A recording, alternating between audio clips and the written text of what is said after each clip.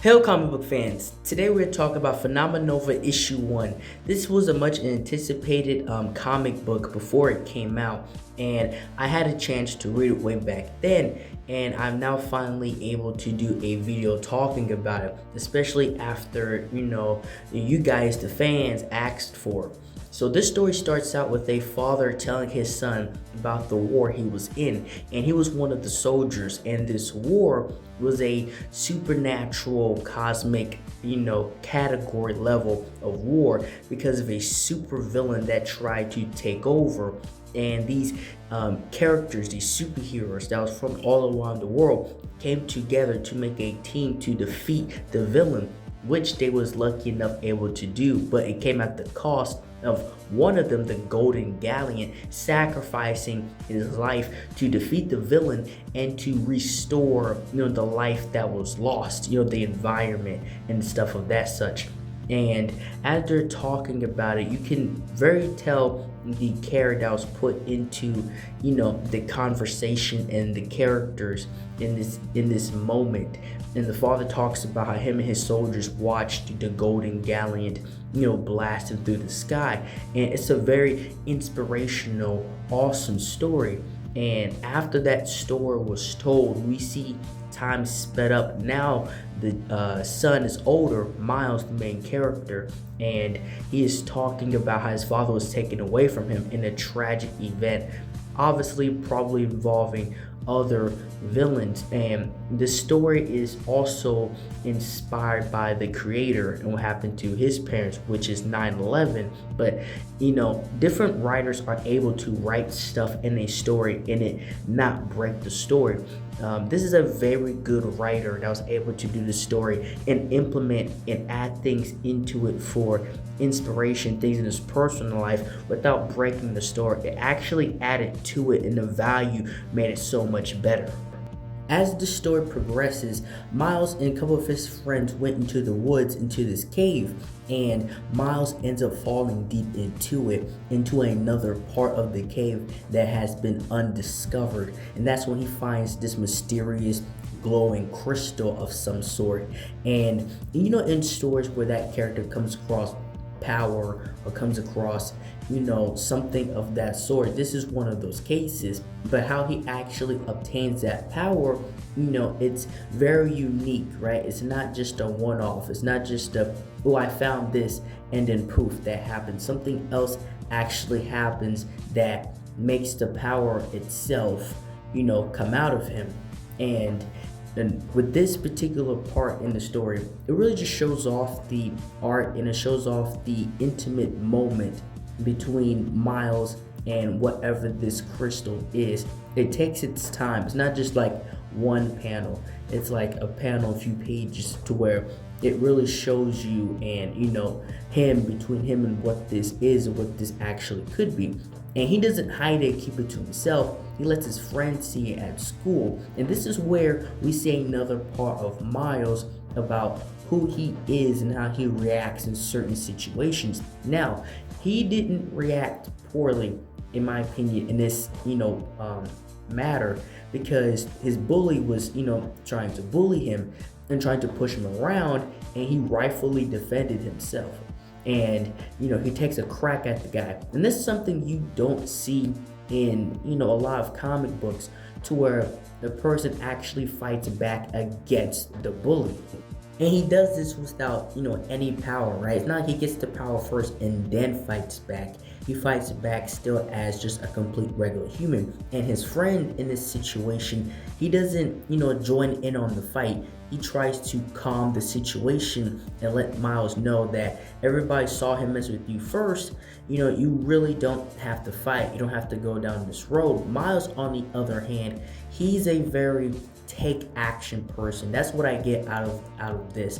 He's a very take action person. He's not going to just sit there and let something happen, while his friend, on the other hand, I don't think he's like a coward, but he takes a different route when it comes to intense situations. And they have that back and forth. And while they're arguing, it's raining. And that's when Miles gets hit by a lightning strike while holding the crystal, this massive crystal in his hand. And what happens next is very interesting on how he gets his powers. Now, before that happens, we see how good of a friend this kid is to Miles, right? He sits there with him in the rain until it is, until he can get help for Miles because he got hit by a pretty big lightning strike and he's just out and down for the count. And one thing I do like about this story, and one thing I do like about how it is told, is that it really breaks down the origin story for this character. It's not just like a beat by beat, right? It's not like comic where, the kid goes there, he gets the powers, then he just becomes the hero, bam. No, you get a page by page, panel by panel, slowly building up to this moment, slowly building up, letting you have time with the character before he becomes a hero, before he gets his powers.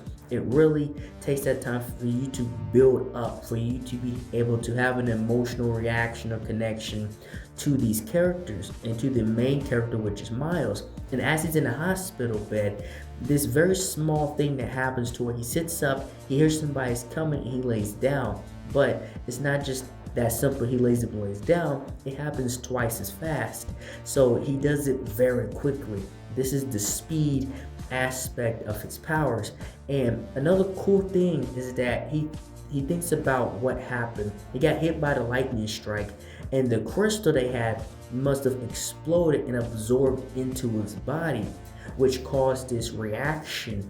And you really don't see in a lot of stories where, a freak accident happens and then the character, is pretty much able to put everything together themselves. In this instance, he pretty much sits and thinks about what happened beat by beat. And then, his mother comes, he's welcomed home, to his siblings and everybody else.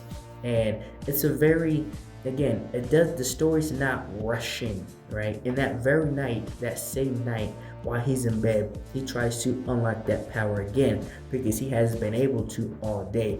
And so he sits there, he takes his time, and he recreates the electricity, the energy that happened before. And again, it's a panel by panel thing. It's not just, I got my powers. It's like Spider-Man, right? Spider-Man first got his powers. That's what's happening here, and I very much appreciate that. And to be fair, we do get a lot of characters that have energy, electricity, power, but for me, it's about how are you making it unique, right? How are you going to make this energy, electricity, power, this lightning power, how are you going to make it different than the rest? And I feel like in this story, it's not very much the power that makes it different, unique, but it's the story behind it that makes it fresh and new. And another thing that I like that is hilarious within the series is that he calls his friend, right, which is sick because he was in the rain, and he calls him, tells him, I have powers. Now he does this over the phone. Now in this world, there are already heroes and villains. The government, somebody can easily pick that call up, but he doesn't care. And when he tells him he's coming over, it's like in the blink of an eye. And that just shows that he already has a very deep understanding on his powers, at least to the base minimum of speed. And he takes off to his house and they're having this conversation, and again, you understand the friend more, right? He's not a very like, fuck yeah dude type character. He's very much of, let's take our time with this. You don't know what this is, let's play this out to the bologna sandwich. And that's exactly what happens here. Miles actually takes a step back and listens to his friend. And as they're, talking about this, he starts to understand a little bit more and starts to, come around. Because at first he was very nervous and he was very worried about him. But once he realized that Miles was actually okay and nothing crazy happened, then they moved to the next step, which is, let's see what you can do.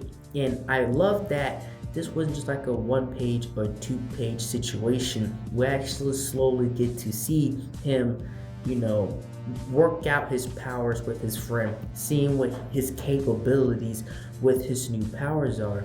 And again, we get a panel by panel play of this. And I feel like we need more stories of this where, it doesn't feel like the story is being rushed. we get to sit and we get to enjoy and we get to kind of go on that journey that the characters are going on once they discover their new powers. And once they realize what they can do, his friend was totally on board with this. And it's just something very cool to see. And again, the story's not rushing with him being a hero or the villain is. Most of the story is just showing you, Miles as a person, the people around him, and we get this awesome panel. We get this of them creating his name and his suit. And you really don't get a lot of that within comics, I would say. Of just the process of, this is awesome, let's create the suit and stuff like that, and let's create your name and stuff like that. The name is usually add other stuff when it comes to that, but this is a very kid oriented type story. So on that aspect, this is very realistic. And when something actually happens, right, as a hostage situation happens, his friend told him not to go, right? He's like, let the actual heroes and the police handle it. And he's like, nah, I'm going. And he's taking pictures with people all the way, and he's not taking the situation serious, but at the same time he knows what he wants to be, and he knows that this is his opportunity to do so. So I would say he's not completely being childish about this situation, but he definitely went about it the wrong way. Even after the police told him, go home, you're just a superhero wannabe, we let us take care of this. And he ignores them, he runs past them, like literally blows past them into the building. Now this is another funny but very, I would say just a brainless part of the story when it comes to Miles himself, because he runs into the building where the reactor and the hostages are, and he really doesn't know what he's doing. And the actual bad guys in the building, they took over the camera so they see him. And it's very hilarious because he's like the villain. He's like, this kid doesn't seem like he's, harmless. He doesn't seem like a threat, but they're both surprised when he's able to open the door. I just feel like that's how you do comedy. That's how you make the story funny without breaking it, right? Both the hero and the villain had pretty much the same thought about the same situation. And to be fair to Miles, I have to give it to him. He actually beats up some of the guards, some of the enemy guards in here. He actually does a pretty good job. Luckily enough, he doesn't actually kill anybody. He's able to, not give his full force, but dismantle the enemy forces in there. And so, again, I have to give it to him. He was a complete screw up in this situation. He actually does a very good job. And the art in this entire book is very well done. I enjoy the art, especially when he gets his powers and you see, how the electricity and the energy is, and how the villains look, the evil security and everything like that. The story is very colorful as well. It was not afraid to be colorful. And some comics, depending on the situation, they come out more like a little dimmish type situation. But as he got the hostage, he actually makes it to the hostage, and this could have been like a grade A, his superhero moment. Instead, he gets ambushed, right? And by the main villain in this situation. And the villain makes his grand entrance. His name is Dark Cloud. And I like the design of Dark Cloud. It's a very simple design, but you get that nice flash of red in his eyes and his gun as well. And it's very cool. He looks like a legit cool character. I would maybe think he has some soldier combat background just based off of his armor. But he completely humbles Miles in this situation. First of all, he smacks the mask off his face, so now he knows his identity. And he doesn't just beat him up, but he gives him a brutal warning before taking him out, completely covering him in ice. And Miles loses in the end. And the unfortunate part of that is that his mom came, and now pretty much everybody knows who he is because he was in there, he had the powers. And so now like a good portion of people know his mother knows he has powers, and then an OG hero comes in and she scolds him because of what he did.